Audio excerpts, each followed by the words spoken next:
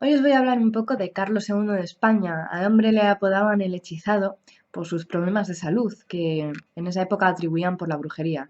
Por supuesto, no tenían en cuenta el factor de la endogamia, que se repetía múltiples veces en la estirpe de esta familia y que causó degeneraciones, enfermedades y dolencias que le perseguirían desde su nacimiento hasta la muerte. Para empezar, se cree que padecía síndrome de Klinefelter. Es una enfermedad genética que consiste en una alteración cromosómica expresada en un cariotipo 47XII, que tiene un cromosoma X supernumario, es decir, que le sobra uno. Algunas de las características de este síndrome se caracterizan por la infertilidad, niveles inadecuados en la testosterona, disfunción testicular, hipogenitalismo, es decir, genitales pequeños, ginecomastia, que es el crecimiento de senos, trastornos conductuales y aspecto eunucoide, es decir, una talla alta, extremidades largas, escaso vello facial y distribución de vello del tipo femenino, aun siendo un hombre. Otras anomalías que se asocian son la criptoquidia, son unos testículos intraabdominales, es decir, que todavía no han bajado a la bolsa escrotal, y pospadias, son orificios en la uretra situados no en la punta, sino en la base y en la punta del pene, y escoliosis. También incluyen la diabetes, bronquitis, de manera crónica en la edad adulta. Carlos II realmente no presentaba algunos de los elementos característicos de esta enfermedad. Por ejemplo, no padecía ginecomastia ni alta estatura. Se piensa entonces que en su caso podría tratarse de una variante de mosaicismo con fórmula 46XI, 46XXI, es decir, algunas células de cariotipo normal en un varón, XY, y otras cariotipo alterado XXI, lo que incluye una talla normal, sin ginecomastia, pero sí con la ausencia de espermatozoides, llamada azoospermia, el retraso mental y varias lesiones cardíacas y disfunción tiroidea. Con el fin de que aquel muchacho débil sobreviviese, fue alimentado con 14 amas de crías diferentes. Le amamantaron hasta la edad de 4 años y no se continuó más porque consideraban indecoroso para un monarca este hecho. No pudo sostenerse en pie hasta la edad de 6 años, debido probablemente a su raquitismo por deficiencia de la vitamina D y agravado, por supuesto, por la falta de luz solar, ya que prácticamente no se le sacó al exterior por temor de que los enfriamientos empeorasen sus condiciones. Se sabe que además padeció diferentes infecciones que empeoraron la salud del pequeño monarca cuando aún era un niño. Incluían infecciones respiratorias de repetición, sarampión, varicela, rubeola y viruela. Además, padeció epilepsia desde la infancia hasta los 15 años. Paró una temporada y posteriormente en la etapa final de su vida volvió a resurgir. No podemos olvidarnos del evidente retraso mental, intelectual que padecía Carlos II. Carlos II no aprendió a leer hasta la edad de 10 años y nunca supo escribir realmente correctamente. Dada la enfermiza constitución del monarca, es verdad que se descuidó su educación, ya que pensaban que iba a morir muy joven, así que no pusieron especial énfasis. Así que entre unas cosas y otras se hizo más evidente este rasgo. Además, padecía ataques de cólera desmesurados. Sufría frecuentemente problemas gastrointestinales. Esto se debía a que tenía una adicción al chocolate, mala nutrición y al pronunciado prognatismo que le dificultaba la correcta masticación de esos alimentos.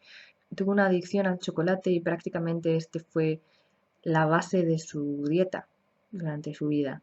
Presentaba además infecciones urinarias de repetición, cólicos renales por la presentación de cálculos y hematurias, que son sangrados repetidos en la orina. Incluso le llegaron a practicar exorcismo con una serie de pócimas muy asquerosas que incluían entre ellas pichones recién muertos sobre la cabeza para evitar esos ataques de epilepsia, las entrañas calientes de un cordero para sus procesos intestinales y, por supuesto, no lograron ninguna mejora, sino que empeoraron su salud delicada. Siendo un monarca, uno de los temas importantes que rodeaban su vida era el tema de sucesión. Tras fructíferas negociaciones, lograron casarle con María Luisa de Orleans, que tenía 17 años, cuando él tenía 18. Aunque el rey estaba enamorado de María Luisa, no llegaron a consumar el matrimonio, ya que padecía una eyaculación muy precoz, debido a esta alteración genética. No producía semen útil, sino que producía un líquido prostático que no espérmico. así que lo único que pudieron hacer fue coger uno de los calzoncillos usados del rey para enviarlos a dos médicos de confianza. Uno de los médicos opinó que era estéril y el otro que no. María Luisa, por su parte, falleció 10 años después, aún siendo virgen, por una apendicitis aguda. Posteriormente se casó con Mariana de Neoburgo y esta, desesperada por tener descendencia, simuló diferentes embarazos. Carlos sospechaba que era víctima de un hechizo por su parte y que no le permitía engendrar por esa razón. En 1698 mandó al inquisidor cardenal Rocabertí investigar sobre este asunto, que llegó a la conclusión de que efectivamente el rey había sido víctima de un hechizo. La conclusión final fue que se lo habían dado en una taza de chocolate el día 3 de abril de 1675, en la que habían suelto sesos de un ajusticiado para quitarle el gobierno, entrañas para quitarle la salud y riñones para corromper el semen e impedir la generación. A la edad de 28 años, la salud del monarca ya era muy precaria. Envejeció muy rápidamente y se podría decir que incluso pasó de la infancia a la vejez sin pasar en ningún momento por la madurez o la adolescencia. Por este motivo, el doctor Gregorio Marañón pensaba que el rey también había padecido panipopituitarismo con progeria, es decir, envejecimiento prematuro. La salud de Carlos II se deterioró progresivamente. En marzo del 98, por palabras del marqués d'Acord, escribiendo a Luis XVI, se sabía que no podía permanecer fuera de la cama más de 1 o 2 horas, que había que asistirle cada vez que bajaba de la carroza, que sentía hinchazón en los pies, piernas, vientre y cara, y a veces hasta en la lengua, cosa que le llegaba a impedir hablar. Estos síntomas probablemente se debían a una insuficiencia renal provocada por esos cálculos renales que tenía Carlos II. Presentaba además fatigas intensas y diarreas frecuentes, muchas de ellas provocadas por las purgas que los propios médicos de la corte le recetaban. El 5 de octubre de 1700, el doctor Golin escribió una carta en la que manifestaba que ya había recibido los sacramentos y que había hecho el testamento el día 2, que sufría una enfermedad muy grave y que en pocos días había tenido más de 200 deposiciones, que no contaba con nada de apetito y que estaba muy cansado, extenuado, al punto de parecer un esqueleto.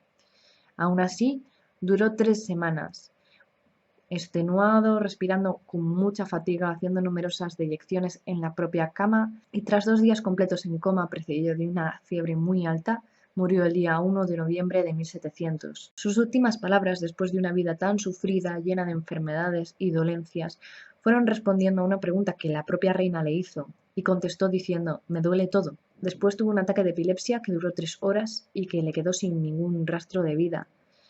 Abrió la boca 3 veces, tuvo una convulsión y finalmente murió.